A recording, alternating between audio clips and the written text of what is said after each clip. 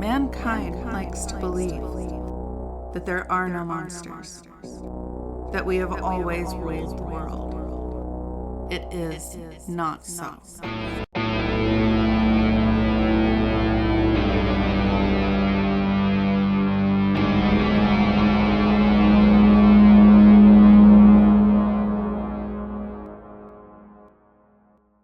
Rule number 1, don't go in the woods. Julian followed the rules. He didn't do it to be good or to please his aunt. Julian followed the rules because he'd seen what happens when you don't. He'd had a brother once. Lance had been older and cooler and smarter than Julian. The kind of boy everyone liked. The kind that could get away with anything. Lance hadn't been big on rules. He'd said Aunt Mabel was just a dumb, superstitious old lady. He'd been wrong. The rules were there for a reason. Breaking them was a good way to die badly. Aunt Mabel had been old and superstitious, but she sure as shoot wasn't dumb. When Aunt Mabel said jump, Julian jumped. He'd listened to every word that lady said, and he'd followed the rules. Or at least, he had until now. Julian ran for all he was worth. There was some 200 feet of grass between his house and the woods, and he sprinted for the trees like the devil was after him. It basically was. The sheriff and his boys weren't really demons from hell, but they may as well be. He could hear them shouting behind him. He dared to glance back. 2 of the deputies had squeezed through the window Julian had used to escape. One of them raised his gun. Julian hadn't thought he could run any faster, but he did. His heart stammered as the shots rang out. Sharp cracks like brief thunder, coming fast. Something buzzed past Julian's ear. It sent another shock of fear and adrenaline up his legs, but his body was moving as quick as it could. The trees loomed closer. Big, twisted, gnarled things. The half moon lit the grass well enough, but the forest was dark. The kind of dark that made you rethink your life choices. A couple more shots rang out. Then Julian heard more shouting. A few seconds later, Julian passed the first of the big trees. It was dangerous running in the dark. Julian knew that. The leaves of the forest hid the moon, letting in just enough light to keep the boy from running face first into a tree. It wasn't enough light to see all the roots and holes and underbrush. Julian fell several times. He got up and kept running. He didn't dare stop. The shouting got quieter after a minute. Julian still didn't stop. A terrified look behind had revealed men with flashlights on his tail. The sheriff's deputies were big men, not particularly fit, but their legs were a lot longer than Julian's. Worse, they were hunters. Most men were in this part of Georgia. They'd track Julian down. If he wanted to live, he had to keep moving. Julian kept up the sprint as long as he could, but soon the burning in his lungs was too much. He slowed to a jog, then to a walk. A cold breeze came down from the Appalachians. It swept through the forest, chilling the sweat on the boy's limbs. Leaves rustled. Limbs creaked. Julian's fear of the deputies gave way to fear of something else.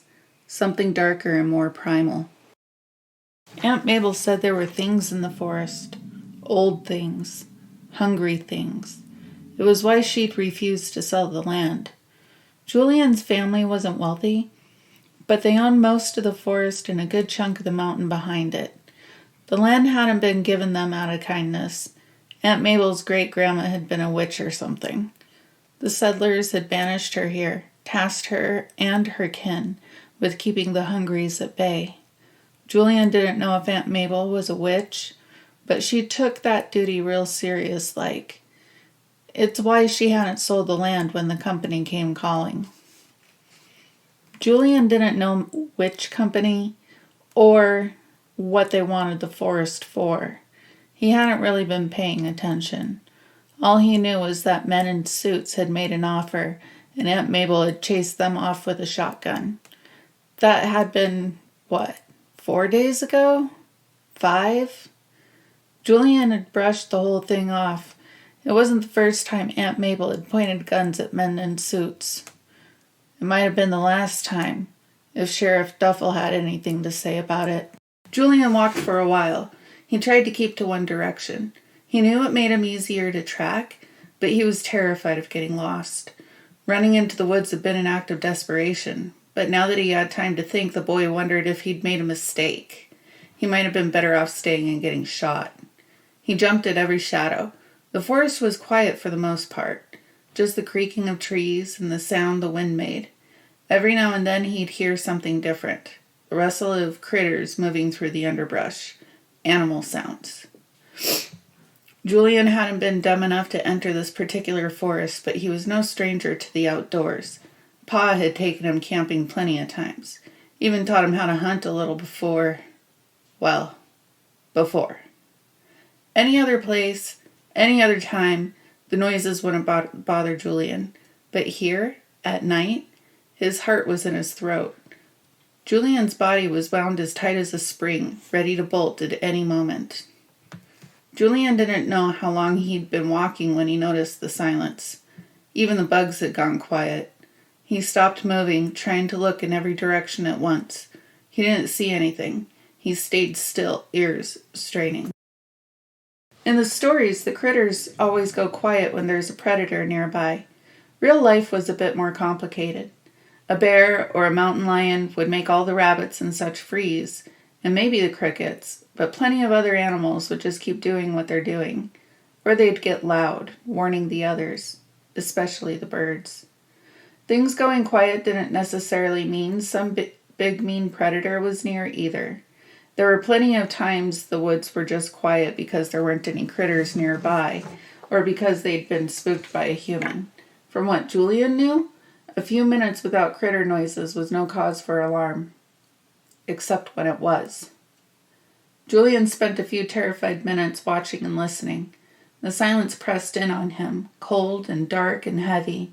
Nothing changed, though. No movement, no critters. Just the wind and the sound of his own terrified breath.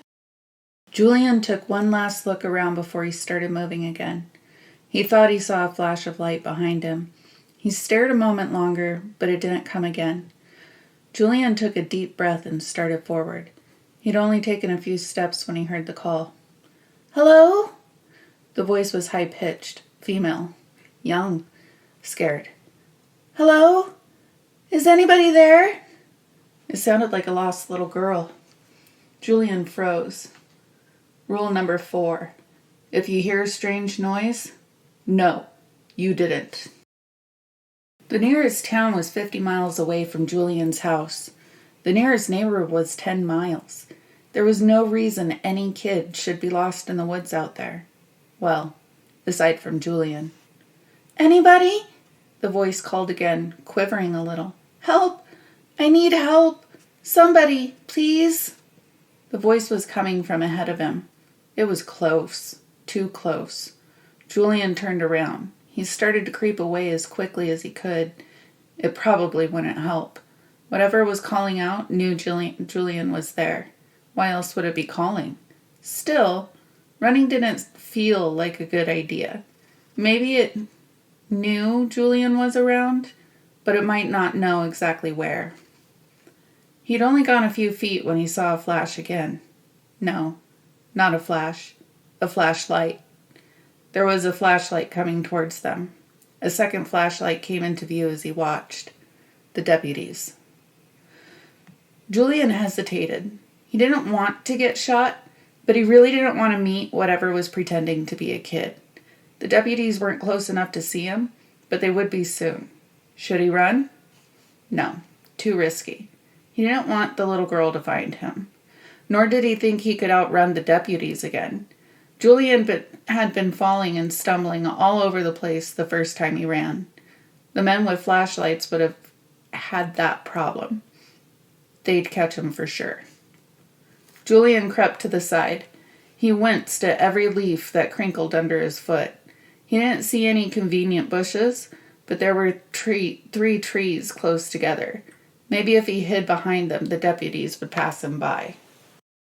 The voice called again. "Hello? Anybody?" It didn't sound like a little girl anymore. It sounded like Julian. "Hello?" Julian's whole body clenched. He barely stopped himself from running to hide behind the trees. His teeth clenched so hard his jaw hurt, and he was breathing way too fast. loud. His breath was too loud. "Anybody? Hello?" The deputies heard it. Julian could hear them rushing through the leaves, not bothering to keep quiet. The thing ahead of them kept calling in Julian's voice. Julian was still too loud.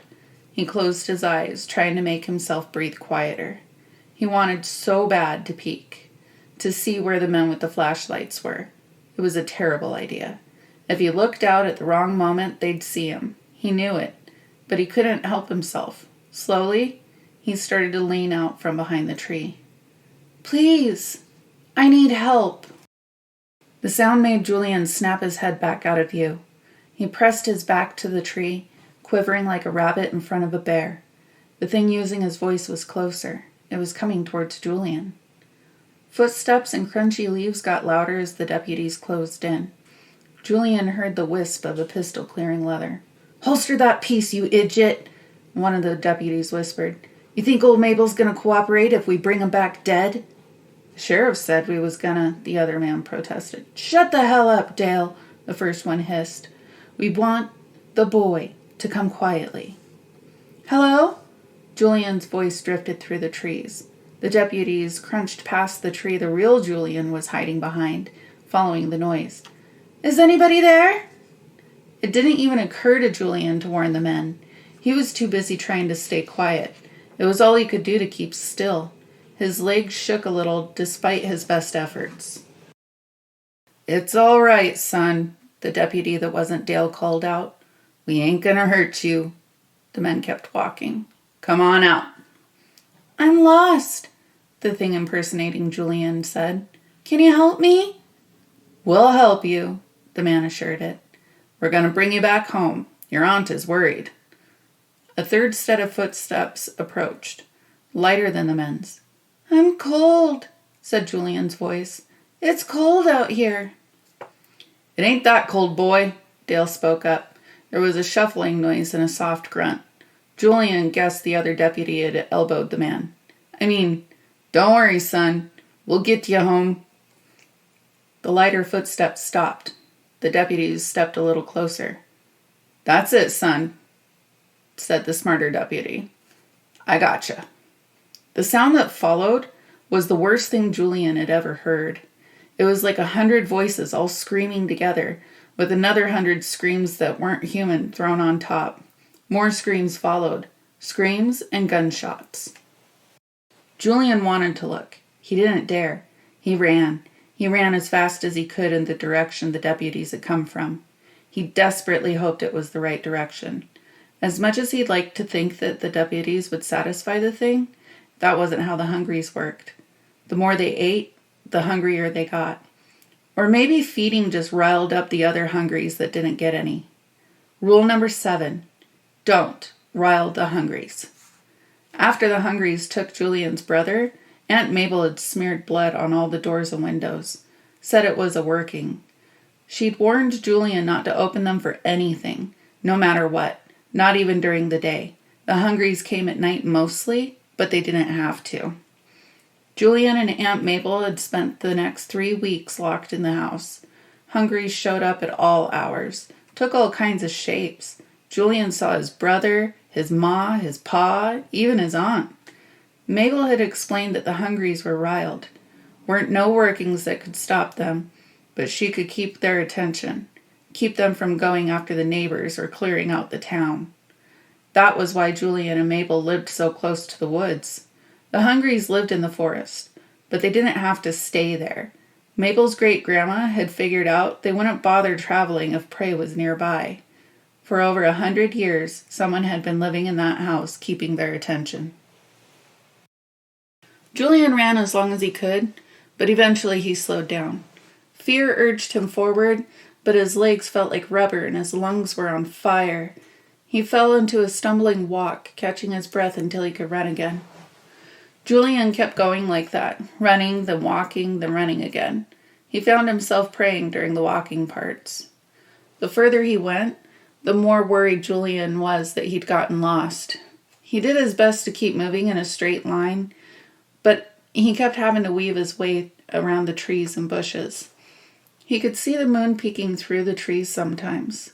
Looking at it made him think he was heading in the right general direction, but it wasn't specific enough to guarantee he'd make it out. If Julian's guess was just a little off, he'd miss the house and end up walking deeper into the woods. If that happened, Julian wouldn't last the night. Heck, he might not last the hour. The Hungries could find him at any moment. As luck would have it, Julian's guess wasn't too far off the mark. He stumbled out of the trees and onto the dirt road leading to his house. The house itself was about 50 yards up the road. It was a big, ancient-looking place. 2 sprawling stories, with wide windows and a big fancy porch. The paint had been white once, but it was faded and flaking. The upper floor was dark, but light leaked through the blinds on the ground level. In the daytime it looked old and run down. In the light of the moon it looked sinister. Haunted.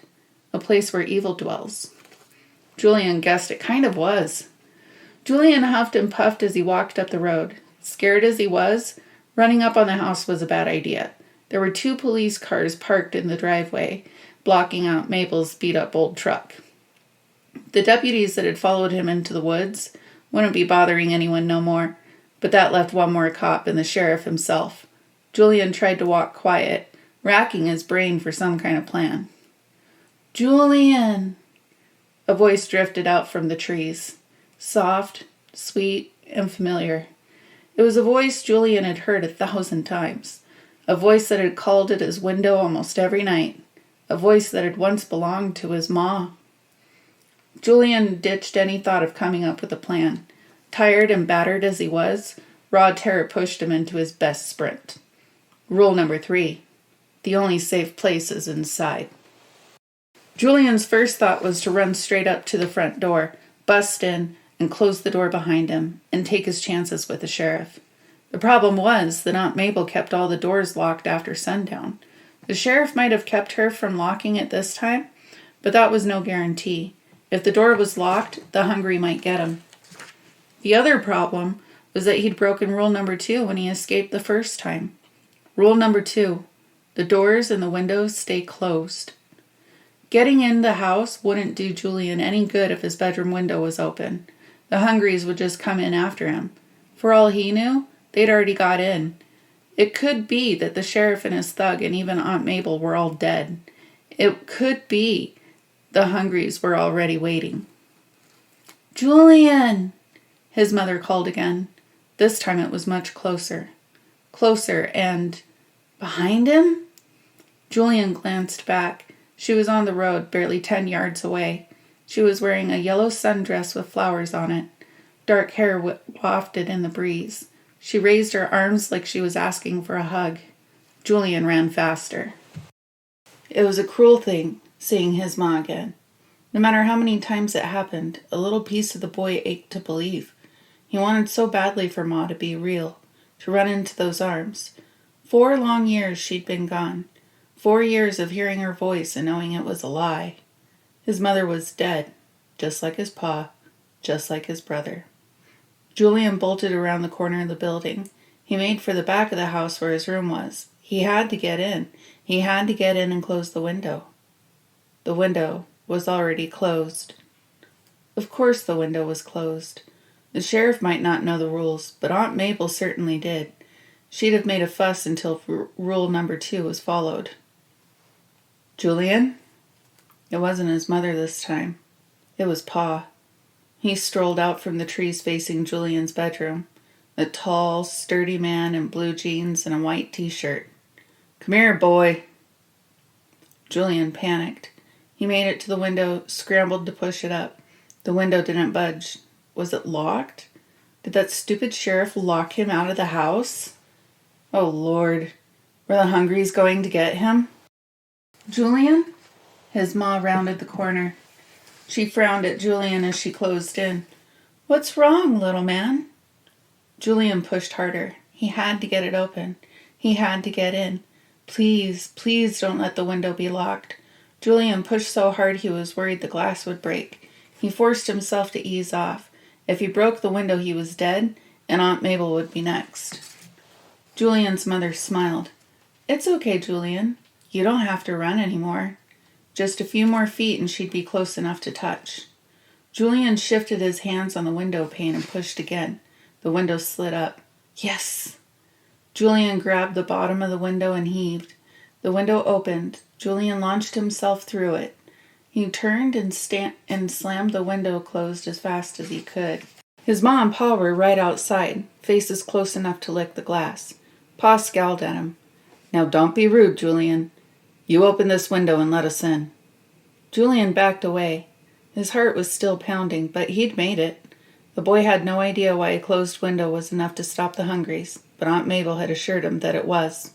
Julian was safe. Did you hear that? The voice came from the kitchen. It sounded like an older man. The voice had a sort of sing-song quality, like the speaker was used to talking people into doing things for him. It was the sheriff. Julian was not safe. I'll check it out, another man said.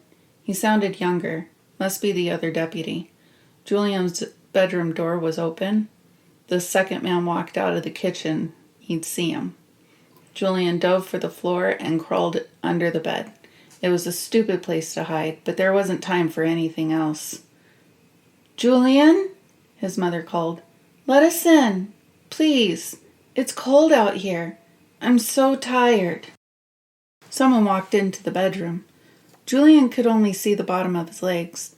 Gray pants and black shoes. They stopped just inside the room. The deputy said, What the hell? Will you let us in? It wasn't Ma or Pa that spoke. It sounded like Deputy Dale. There was the whisk of a pistol going back in its holster. Damn it, Dale, warned the deputy. He called down the hallway. It's Dale and Bobby. He turned and shouted down the hallway. You could have closed the door, you know. Just open the window already, Deputy Dale insisted. I'm tired. The deputy cussed, but he walked over. Julian's blood froze when he realized what the man was about to do. No, Julian croaked. His mouth was dry. He tried again, louder this time. No, don't! His warning was too late. The window opened. 100 screams thundered into the room. The deputy's screams followed. Julian saw the man's feet lifted off the ground. He kept screaming as he was being pulled through the window and out into the night. Footsteps pounded down the hall. A new pair of legs stopped near the bed Julian was hiding under. Thick calves bulging and gray pants and black shoes shined to a mirror sheen. Sheriff Duffel. The sheriff was a heavy-set man in his 50s with gray hair and cunning eyes. Jim? The sheriff called. Dale? Someone better answer me. Humphrey. The voice was a woman's. A second set of feet appeared behind the sheriff. She was barefoot, wearing some kind of pink nightgown. The sheriff spun. There was a moment of silence. Then he said, Isabel? Humphrey, the woman replied. Isabel, Sheriff Duffel repeated.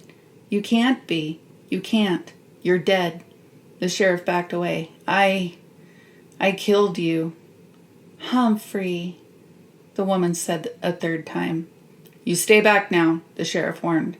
You stay back or... The woman stepped closer. The sheriff opened fire. The gun was loud enough to make Julian's ears ring.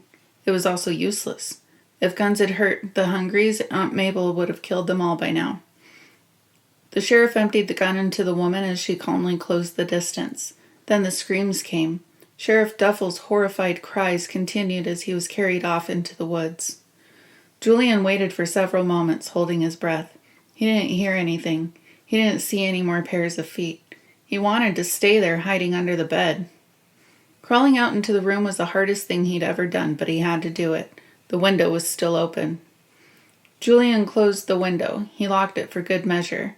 His mother appeared again as he was closing the blinds. Julian pretended not to notice.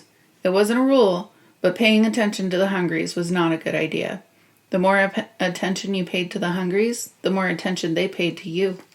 The Hungries were already riled. Julian didn't want to make it worse. Window safely closed, Julian took a moment to collect himself. His body was still clenched, and he was still breathing too hard. He took a few more deep, shuddering gasps before he made himself go to the kitchen. The kitchen was a homey sort of place, somehow managing to be large and cozy at the same time. A big square table took up most of the space, with a bunch of chairs around it and a vase full of flowers in the center. Aunt Mabel sat in one of the chairs.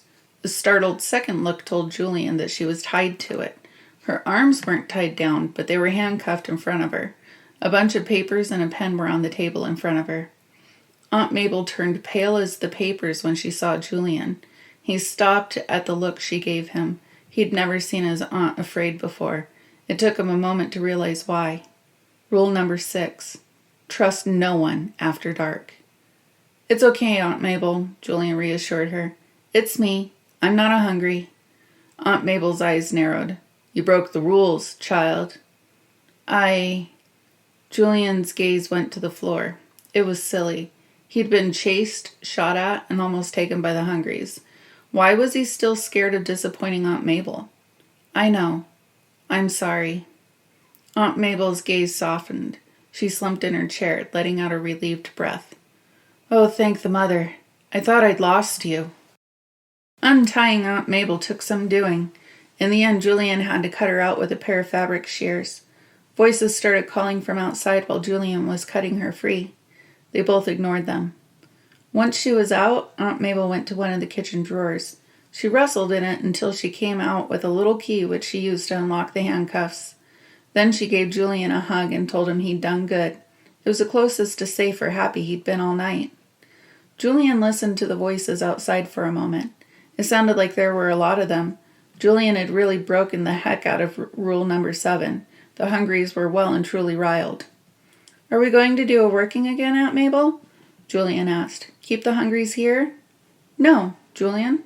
Aunt Mabel's face hardened. Pride and terrible anger radiated from the lady. So much that Julian backed away from her a little. The sheriff should have known better than to come here. They all should. The county's done forgot why I'm here. What I've been doing for them. She gazed at the closed blinds as if her glare alone could kill the Hungries. I think it's time they had a reminder. Aunt Mabel was going to let the Hungries loose. Stirred up as they were, the things would travel far and wide. Who knew how many people they would take? Julian wanted to object, but the look in her eyes stopped him. Rule number 8. Don't rile Aunt Mabel.